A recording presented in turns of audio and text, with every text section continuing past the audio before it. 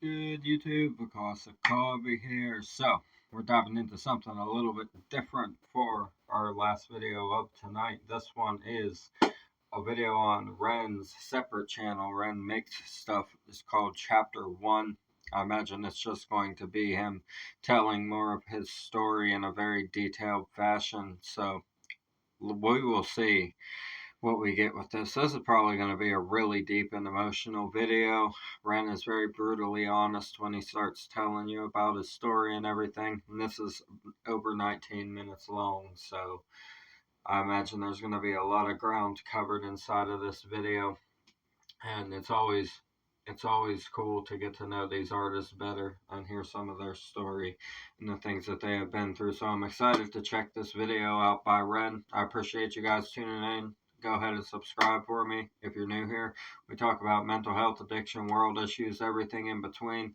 I imagine Ren's going to dive into all kinds of stuff like that in this one and probably teach us a lot of good lessons inside of life and pulling yourself out of difficult times and very unfortunate circumstances that are sometimes out of your control, right?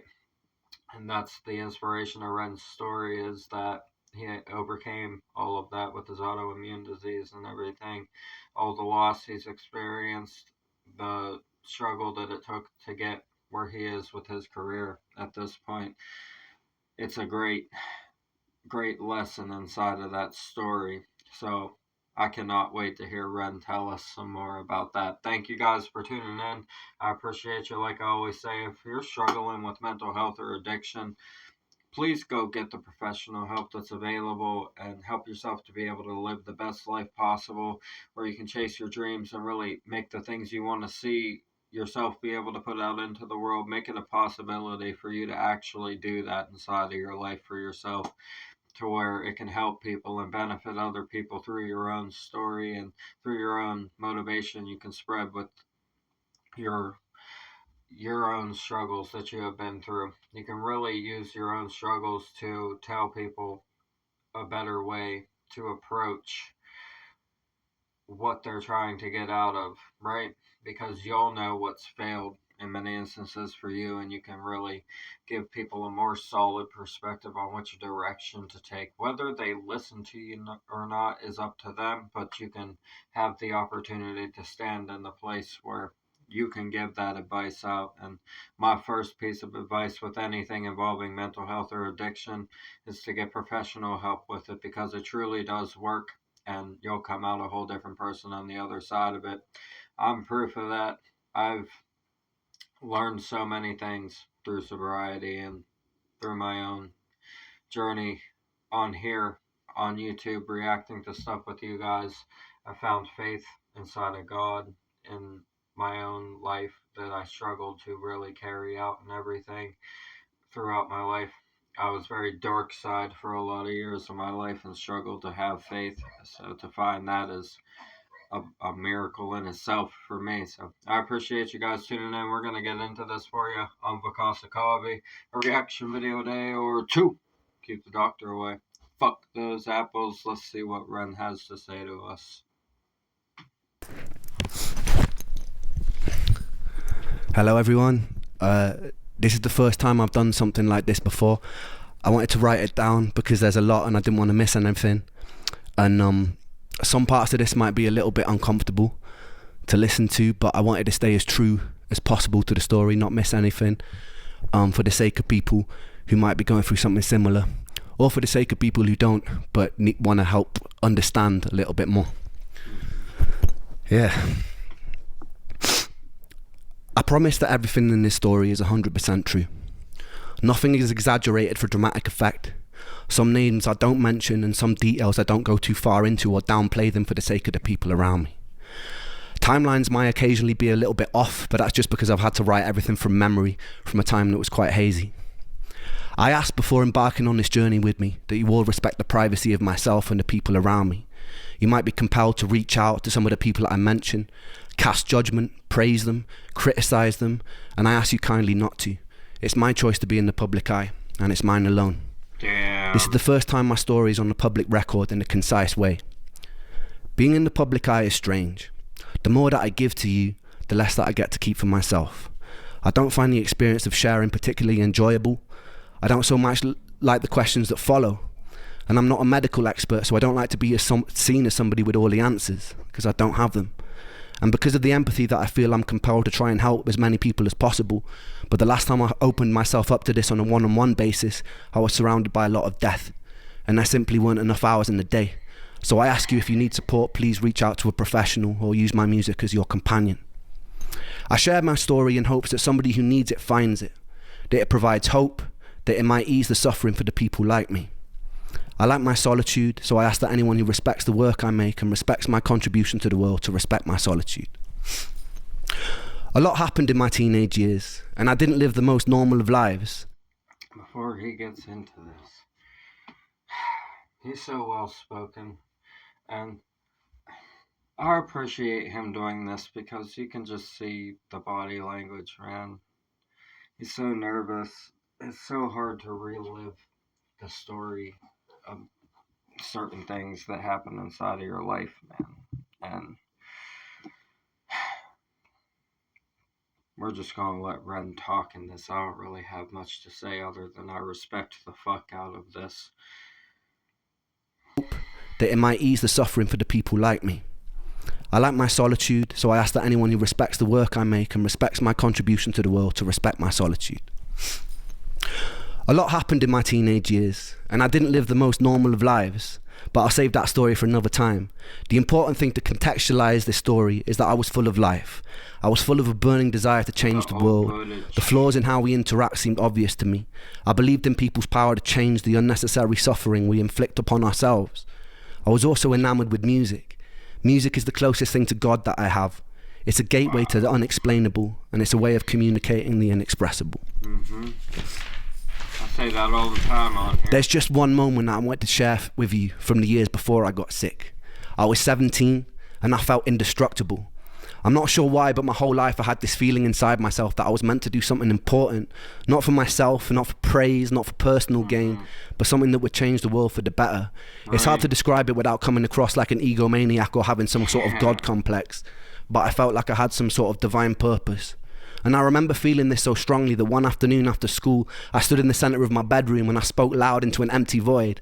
I said that I would single-handedly take on and defeat the forces of evil, and I welcomed them to try their best. Throughout the years...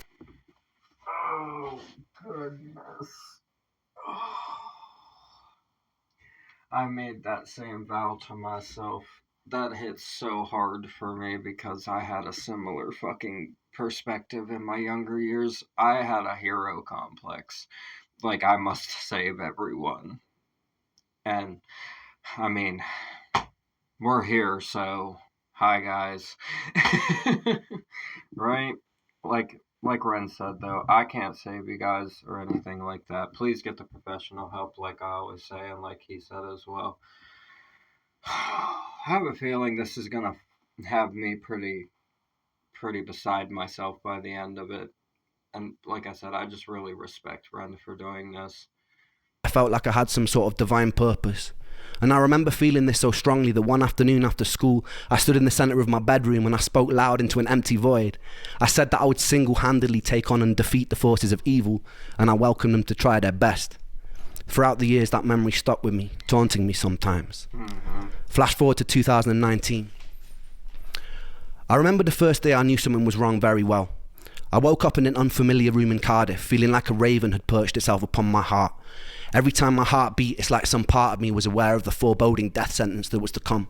Some sort of primal instinctive dread. Everything felt wrong, and I felt prosthetic, like I could tear my own skin off and observe though I was watching passively from another room. The night before, I'd been in Cardiff visiting friends in university. It was the end of summer, we'd gone out to a few bars. I wasn't really enjoying myself. That year I'd been struggling with social anxiety, perhaps from years of abusing my brain with a whole pick and mix and selection of party drugs. Engaging with society felt like stepping into the ring with a heavyweight champion. I know what that feels like because I went through the same thing when I was younger. Mine happened really very early in my life. Because he's talking about this, I'll tell you guys this section of my story a little bit. Not long, but I'll give you a short summary. It happened, I started doing party drugs when I was about 15. And then by the time I was about to turn 18, it was right at the end of my 11th grade year. I was about to turn 18.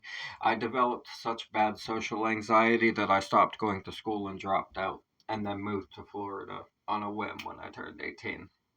It was fucking wild. And then I became more social in Florida through people who also had those problems that encouraged me to get out more, and that helped out a lot.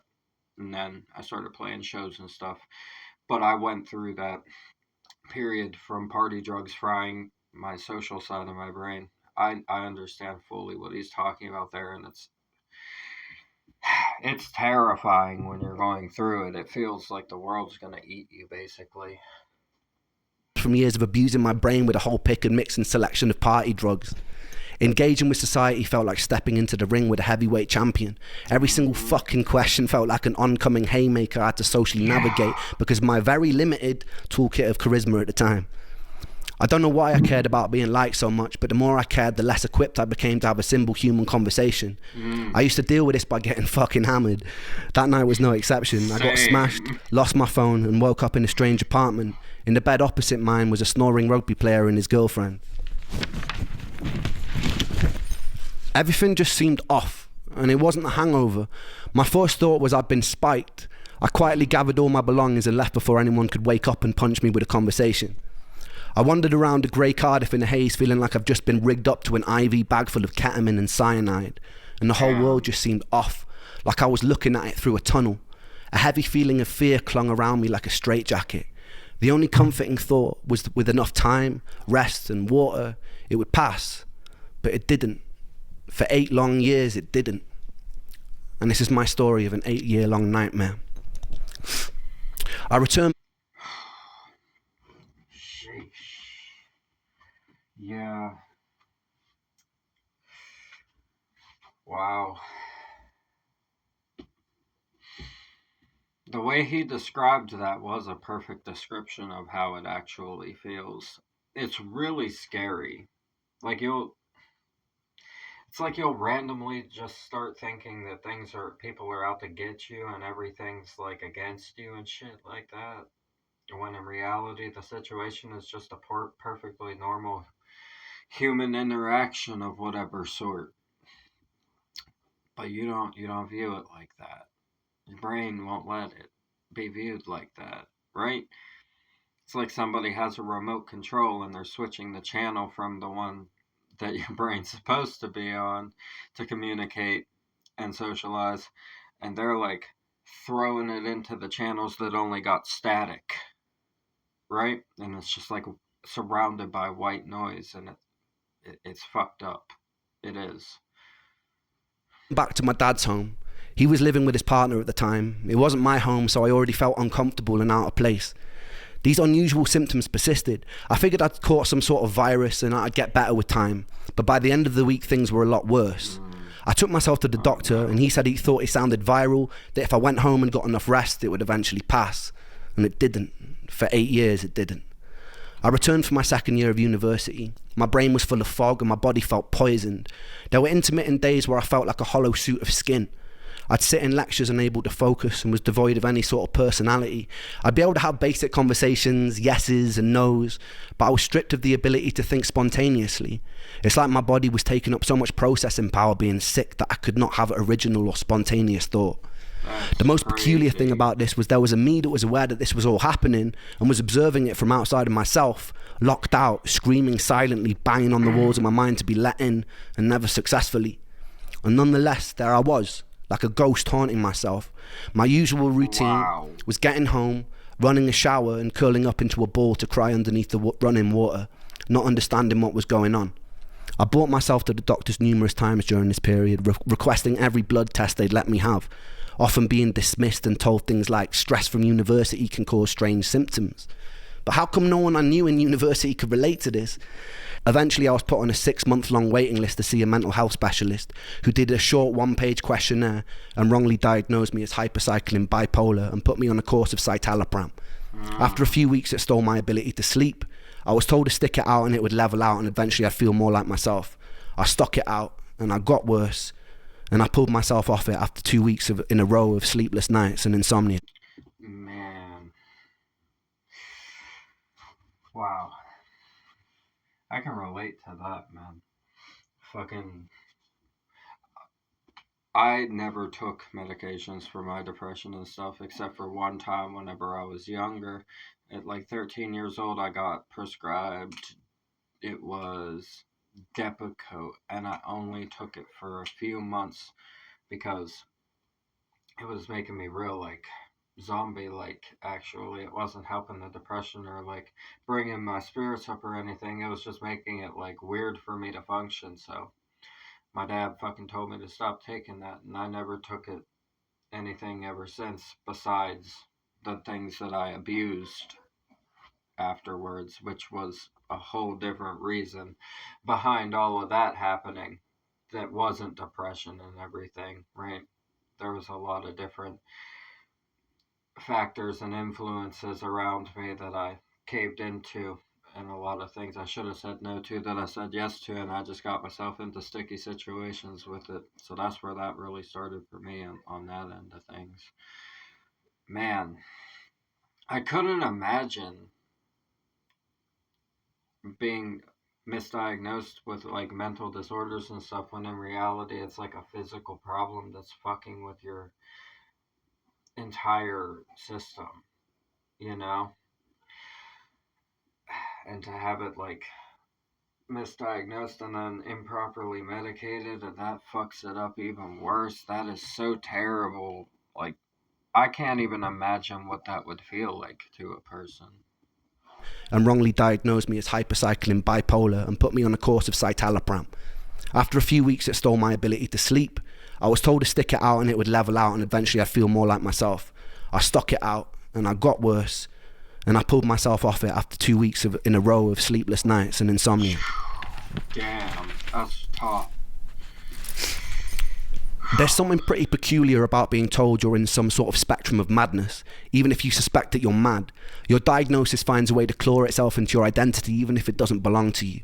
Ever since I was a child, I'd always be asking what and why and how things worked. I couldn't really accept things as they were without knowing how.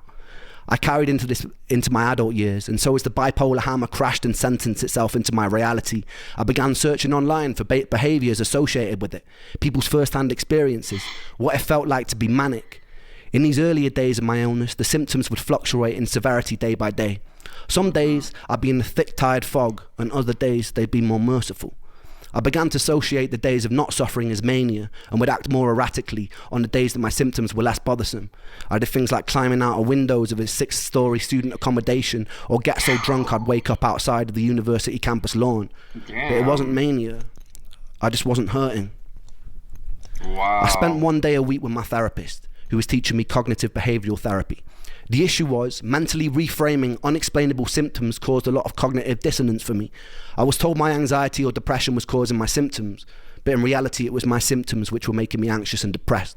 So I was in some sort of inescapable bind. I'd devotedly work on my mental health, following every new tool for coping to the letter, only to have my symptoms get worse, which made me frustrated, raise the intensity of my treatment, only to get even more frustrated as my body seemed to deteriorate. Wow. After 6 months, I told my mum I'd happily saw off my own.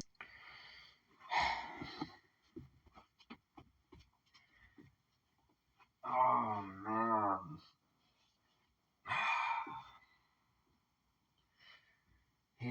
Oh my God. His story is this is brutal. Like, imagine having a genuinely physical problem that's being mistreated as mental health for like that long. Not even, oh my God, bro. Damn.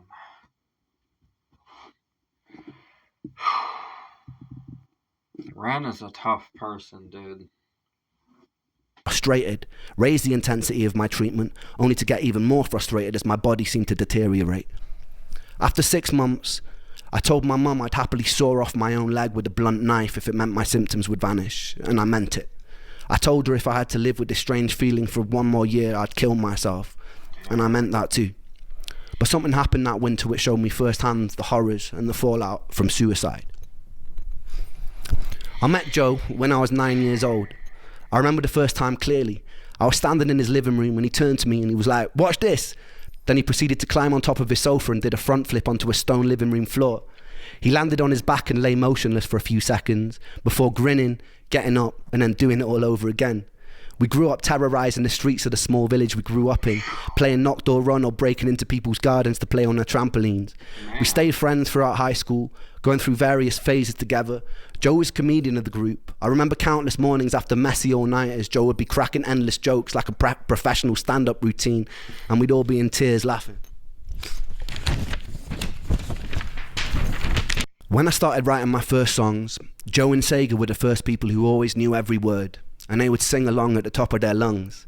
They gave me a lot of self-belief, and they helped me build the foundation of what I do today, and I owe them a lot for that. That Christmas, I came back home to Wales from university. On Christmas Eve, me and Joe were sat in a pub, and he turned to me, and he told me that he'd fantasised about walking into the sea until he was totally submerged. He had a pretty morbid sense of humour, so I didn't really take him as seriously as I should have. 2 days later, it's 3 a.m, and I get a phone call. It's my friend Ella. She tells me that Joe is on the bridge by my house. He was drunk, he'd called her up, and he told her he was going to jump. I was still half asleep. I fumbled, pulling on whatever clothes I could that were near, and I walked out of the front door, and the winter air stung my face, and it woke me up. Adrenaline kicked in, and I started sprinting towards the bridge. It was about a 5-minute walk, a 2.5-minute sprint. As I was running, I dialed Joe's number, and I get a busy tone, and I felt relief because it meant he was still alive. I kept hitting redial as I ran, and as I got about halfway to the bridge, the busy tone changes. I get an automated voice note saying the number's out of service, and my heart sunk. I got to the suspension bridge that connects Anglesey to the mainland, and it usually looks very beautiful. I sprint up and down the bridge yelling Joe's name, and silence, and it's deafening. And I peer over the bridge into the blackness, and the bridge sits about 100 feet above the water. Hitting cold water at that height is like smashing into concrete. And the waters are notoriously dangerous because of the cross current. I hear nothing, no sounds, nothing. I run up and down the bridge about 2 times before I spot a figure at the end of it, and my heart jumps into my throat, and I run towards the figure, and it's my friend Ricky who's had the same call, and we both run around up and down the bridge and around the surrounding area looking for Joe. More of his friends eventually arrive, and there's nothing. I was about a minute too late. We spent the next week walking up and down beaches with flashlights, and when it's that dark, every other large rock starts to look like a washed up body. We plastered all the neighbouring towns in missing posters, contacting whoever we could, someone who might know something. We checked bank records to see if any money had been withdrawn since he went missing. There was CCTV footage of him walking onto the bridge, but there wasn't any of him coming off. But there were dead zones in the footage, so there was still a small chance he could be alive. I was sleeping about 3 hours a night, pretty determined that we'd still find him. For about 10 days we had nothing, and then suddenly a call comes through while we're all at my friend Miles's house having food. It's the police. A body had been found in the water by the bridge. We piled into my friend's car. I remember being in the back seat in floods of tears, repetitively punching the back of the passenger seat as we drove to the scene. As we pull up, I saw a lifeless body being zipped up into a green bag near a parked ambulance. Its skin was bloated by the seawater, and it wasn't Joe. Someone else decided to jump that day. Joe was never found. It's difficult to truly let go when you can't say goodbye. For months following, I held on to this fantasy that we'd get a call that he'd run away to some European town and he was happy and he was healthy. But that call never came. The time during his inquest was also around the time I was struggling with the side effects of a new antidepressant. I remember sitting in the courtroom feeling like I was listening to the whole thing deep underwater.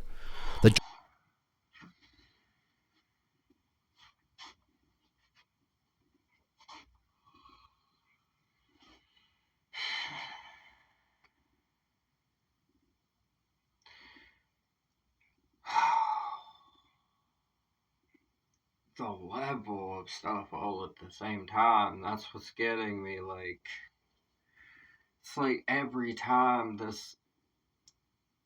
his story gets so traumatic, another layer just gets slapped on top of it. How the fuck a person actually survives that mentally is unbelievable. Like, Ren is a miracle, truly. Such a strong human, bro. Judge felt the circumstances surrounding Joe's death didn't mean the judge felt that the circumstances surrounding Joe's death meant that the verdict was left open. It kind of stung even more to not have an official ruling of suicide. I remember going to visit his mum not long after and witnessing the aftermath of a mother grieving for her baby boy. The silence of his father, the tears of his mother. I decided that day that I'd have to wait until my illness killed me because I couldn't do it by choice. I couldn't put my family through that. Over the next 10 years, I returned to my hometown, only a handful of times following Joe's death. My last visit was in the summer of last year. I reconnected with Joe's parents and showed them a song that I'd written, simply entitled For Joe. We cried together, reminisced together, joked, and I'm proud to say that I gave Joe's mum enough money to afford a caravan she told me she'd been saving up for. That felt pretty good. We'd also do a fundraiser for the Royal National Lifeboat Institution, who were integral for searching for Joe during that time, and we raised a pretty good amount of money too. Being able to give back in whatever small way I could felt good, and it felt right for all the years Joe had made us all laugh till it hurt. He was a solid person, just a little lost, as we all are sometimes. And I miss him. Life was about to take an even more unusual turn, and I was about to meet the first angel of this story. So stay tuned for that.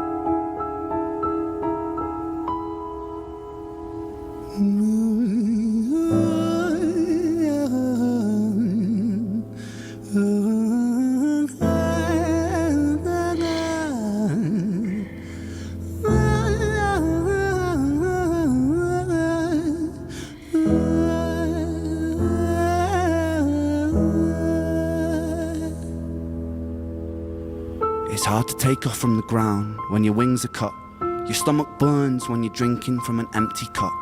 You know the entire ocean came from my tear ducts. I see the world through Fibonacci sequences and double Dutch. I guess there's some that's born lucky, there's some that's not. I tried to cut away my bitterness, hatchet job. I locked my youth inside the trunk, inside the pickup truck, then dumped that whole thing over that same bridge the night you jumped. I think about that sometimes, vividly. What it felt like to look down and see tranquility. One sudden movement in a world of possibility. Only one movement to expose our fragility. I fucking miss you, and I miss myself. I miss thinking we were indestructible as hell. I miss chilling by the pier cave and kicking back with Callum, Hugo, Justin, Sega, Stevie and the fucking lads. I miss missing that. I numb myself to close the gap. I never even call them up. Distance is my plaster cast to tell the truth. The day you jumped, my childhood jumped too. But I still can't find the angle. All I find is missing you, man, I miss you. With all my rhymes, I picture running 5 minutes quicker, I'm right on time. I picture pulling you back over the edge and then we're crying. And holding you, my brother, and telling you that it's fine. Not the way that it worked, I was late like a jerk. There's not a day where I can find a way to break from the hurt. Your body missing, so we never got to wave to the hearse. I hope you're listening, I love you, man, I miss you, absurd, fuck.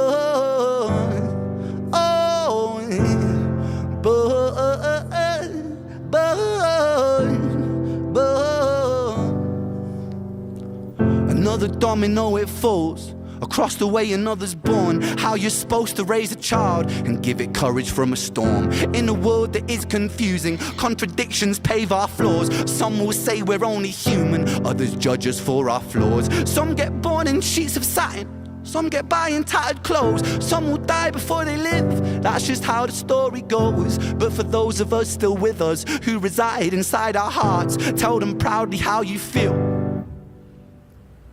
And for those of us who aren't, Freckled angels stand strong. Freckled angels live on. Freckled angels climb higher. Freckled angels still inspire. Freckled angels won't forget you. Teach me to live my life better. 13 years and still I miss you. Now my wings are missing feather. Otherwise I'd come and join you. But for now I'm here on earth, stuck inside this mortal body. But for everything it's worth. Made me braver, made me wiser, made me stronger, made me true, made me face the world with courage. And that's all because of you.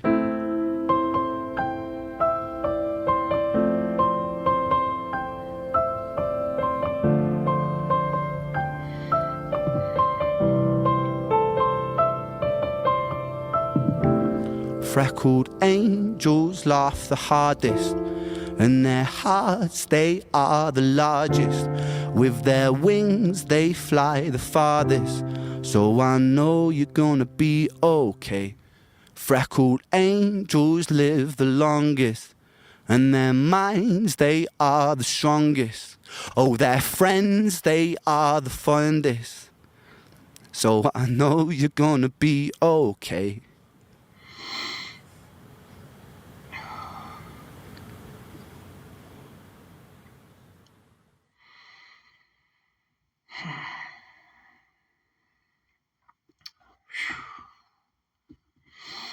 Man, yeah.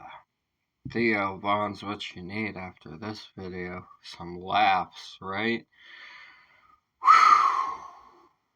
Ren, man. That was so rawly honest, and to end it with the song, right? We've covered that. We already broke that song down and everything on here. So, if you guys want a breakdown of that, it's on here. Jesus, man.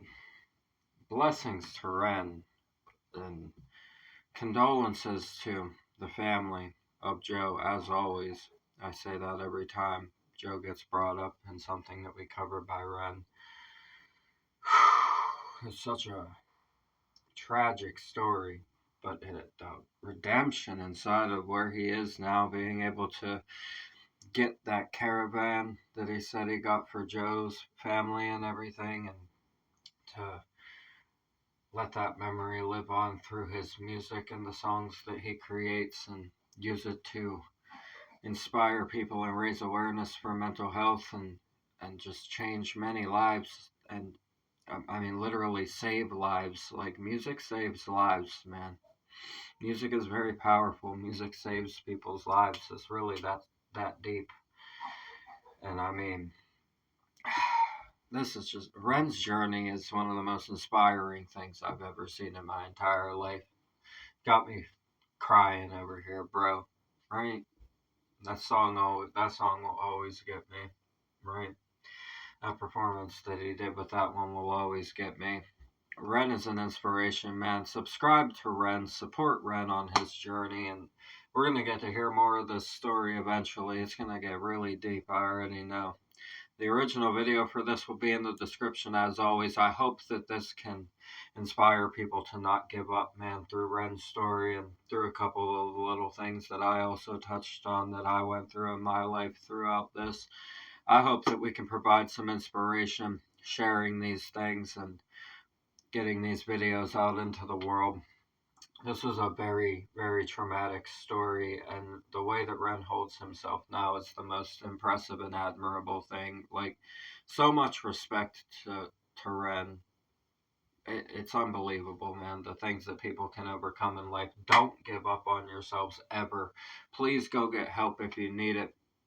The easy way out's never the right way out, and there's so many ways back in. That's what I would really like to say. There's so many ways back in and so many directions life can go. Don't take that one particular step, as Ren says in his song lyrics for the For Joe song. Don't take that one step out of possibility when there's so many other ones. Like, please take care of yourselves, guys. I love you. Thank you so much for everything you've done for me. It really means the world to me. You guys have no idea, man.